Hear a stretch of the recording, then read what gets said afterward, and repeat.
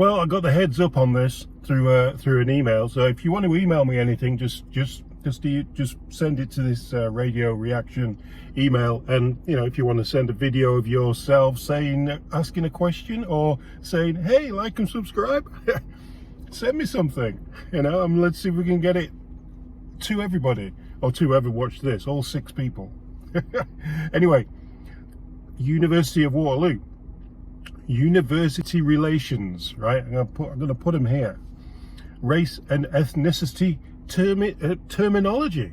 So now there's a special way that you have to speak about people, and this has got to be done in when you do your university degree, and you have to type your your essays or whatever. You need to be using these words, right? You've got to be using these words now. So let's start off at the very beginning. There's like six groups. It's woke gone mental. Language can be a powerful tool that can be used to empower, motivate, and inspire us. Language can also offend us or perpetuate harms. It's easy for them to write. Here is a quick reference list of words and phrases to use and avoid. A comprehensive list of words and terms to avoid is provided below. So let's have a look. Let's start off with mulatto. Now, that's never really a word that I've heard of before, but you're not allowed to use it anyway now. So you're only allowed to say multiracial, biracial, multi-ethnic, or polyethnic, which multiracial, that's fine. Caucasian. Since when was Caucasian? When did being called Caucasian make it harmful to people? Well, now you just got to say white people. Never say Caucasian. White people. Bit longer, makes your essay up to that 1,000 words.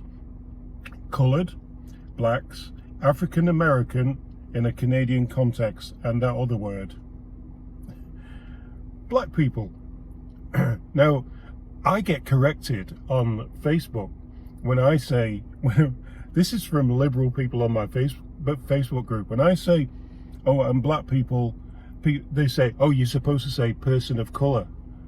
But no, you can't say that, because it's offensive. So now what you got to say is black people. Anyway, let's move on. This gets better, guys. As we move along, this gets more insane. Ghetto or inner city. So we can't say ghetto, and we can't say, why can't we say inner city? What's wrong with inner city? Inner city. Use the name of the neighborhood or area, or terms like city center. Inner city, city center. How is inner city? Downtown, central, urban. How does the word inner city offend people? How does that offend people? City center and inner city. So city center is the word you should use. Inner city, avoid that. Yeah, that's offensive. Oh, I live in the inner city. What else we got? Orientals. Chinese, possibly. I personally never really said Orientals. I usually would say Chinese or Asian or West Africa, or wherever. I would say I don't know anyone who uses that word, but you're supposed to say Asian people, Asian Canadian individuals. I wouldn't say Asian Canadian individuals. I'd probably say the Asian people or Asians, right? So that's like bringing up words that people don't even use now. And now we get on to this one. Any colloquial or derogatory terms for peoples. Use regional terms. An individual from Pakistan. So an individual from Africa. You can't say African.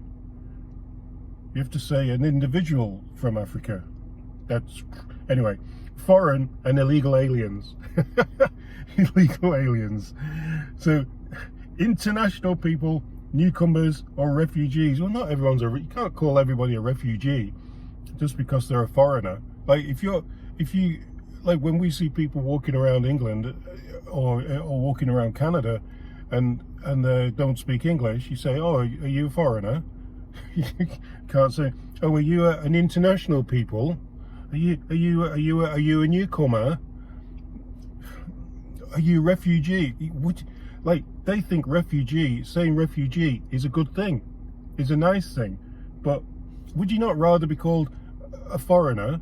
Obviously not an illegal alien. Oh, are you illegal? But wouldn't you rather be called a foreigner than a refugee if you're just over here on a visa? Yeah, of course. Minority and visibility minority. I'm sure that should be visible minority. I don't know about, I've never ever said, oh, look at the visibility minority. Visible minority or minority, like the minority fringe that Justin Trudeau loves to talk about. Well, now, instead of writing minority in your essay or whatever it is, you're supposed to say equity deserving groups. Well, that's 3 extra words you're going to get every time. So today we're going to talk about the equity deserving groups. Now, the equity deserving groups in Canada live in lower income areas and usually are it's so developing country or third world. Who's never said third world? Third world means something like when we were in the Philippines and we went down to Sibit, that's more a third world type of area, or places in Africa is a third world. You can't say third world. You have to use specific geographic region when grouping the countries together. You cannot say third world anymore. So you wouldn't even know whether or not there was a poor country or a rich country. So you just have to say the country's name. This is an odd one, because slavery, slave owner master. Because however you call slavery, it was an awful time. People owning people it was terrible. It was really, really bad. How can you rename that to make it not sound horrendous? So they say that, so now they say that to make it sound better, which you cannot make them words sound better. Enslaved person, enslavement, and enslaver. You cannot make any of those two any better by saying them in different words. It's still a terrible time in history, and still should be in every history book and repeated time and time again that it is not a good thing, not a good thing to talk about. But it's history and we must talk about it. Otherwise, things like that will happen again. Actually, from what I know and what I've seen here and there, it's still happening now. Anyway, till next time.